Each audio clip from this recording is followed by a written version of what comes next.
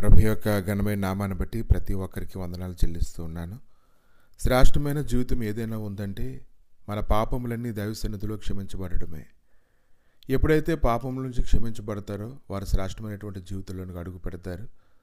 దరిద్రపు యొక్క ఛాయ వారి మధ్య అయితే నిలవబడడానికి అధికారం లేదు. 1 యోహాను 1:7 అయితే ఆయన వెలుగులోనున్న ప్రకారము మనమును వెలుగులోకి నడిచిన ఎడల మనం అన్యోన్య సహవాసము గలమరి ఉందుము.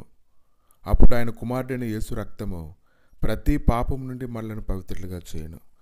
కాబట్టి ఎవరైతే ఆయనతో అన్యోన్యమైనటువంటి సహవాసం చేయాలని కోరుకుంటూ ఉంటారో వారైతే ఈ దినాన ప్రత్యేకంగా జ్ఞాపకం చేసుకోవాల్సినటువంటి విషయం ఏంటంటే, మీ యొక్క పాపములన్నింటినీ కూడా ఆయన సన్నిధిలో మీరు ఒప్పుకోవాలి. ఆయన సన్నిధిలో మీరు మోకరించినప్పుడు, నిజముగా ఆయన సన్నిధిలో మొరపెట్టినప్పుడు ఆయన యొక్క వెలుగులో ఖచ్చితంగా మీ రహస్య పాపములన్నీ స్పష్టంగా నువ్వు చూడడం ప్రారంభిస్తూ ఉంటావు. 1 తిమోతికి రాసినటువంటి పత్రిక 5:24 కొందరు పాపములు తేటగా బయలుపడి న్యాయపు తీర్పునకు ముందుగా నడుచున్నవి, మరికొందరు పాపములు వారి వెంట వెళ్ళుచున్నవి. కాబట్టి పాపములు క్షమించుటకు మనుష్య కుమారునికి అధికారం ఉంది కనుక ఇది నేను ఆకాశం నంటేటువంటి ప్రతి పాపములు దాని నేరములను దేవుడు జ్ఞాపకం చేసుకొని ప్రతి ఒక్కరిని విడిపిస్తూ ఉన్నాడు. కాబట్టి చిన్నపిల్లలారా, ఆయన నామమును బట్టి మీ పాపములు క్షమించబడినవు గనుక మీకు వ్రాయుచున్నాను.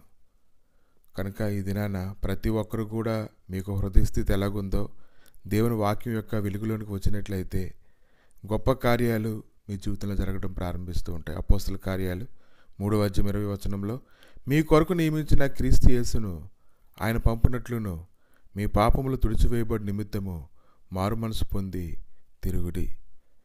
కాబట్టి ఈరోజు ఎంతోమంది శాస్త్రులు కానీ పరిసయ్యులు కానీ ఇతడు దేవదోషణ చేయుచున్నాడని, దేవుడు ఒక్కడే తప్ప మరి ఎవడు పాపములు క్షమించగలడని అనేక రకాలుగా మాట్లాడుతున్నప్పటికీ కూడా ఈరోజు మన దోషములు మన పాపములు మనకి దేవునికి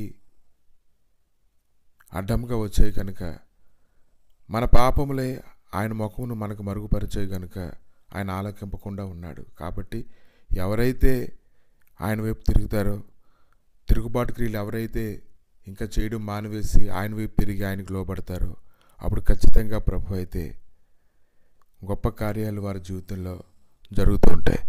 ఆమె విస్తారంగా ప్రేమించను గనుక ఆమెకు విస్తార పాపములు క్షమించబడినని నీతో చెప్పుచున్నాను.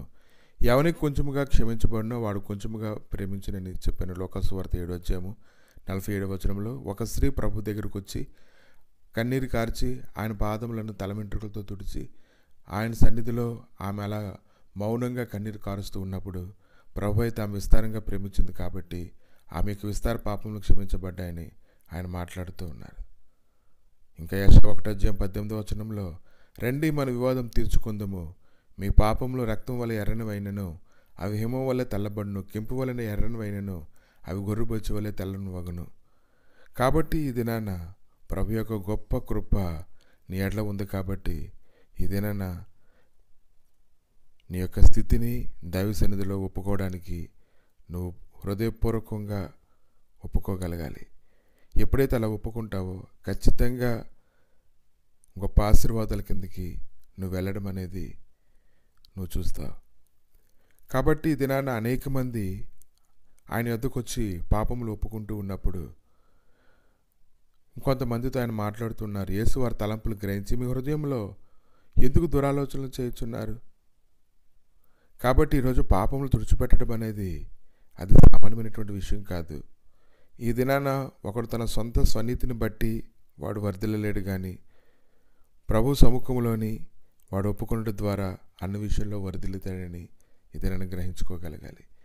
ప్రభు మీ దయగలిగిన హస్తాలకు నాయన ఈ సమయంలో అప్పగించుకొని ప్రార్థన చేస్తుండగా నీ గొప్ప సన్నిధి, నీ గొప్ప సమాధానం, నీ గొప్ప మహిమని తండ్రి నాయన తోడుగా ఉంచుతున్నందుకు మీకు వందనాలు. ప్రభా నీ యొక్క సన్నిధిలో మా పాపములన్నీ ఒప్పుకొని మా దోషములన్నీ కడుగుబడినట్లుగా ప్రభా నాయన కుమారుడైనటువంటి యేసుక్రీస్తు రక్తం ద్వారా మేము విడుదల పొందినట్లుగా మాకు సహాయం దయచేయండి తండ్రి.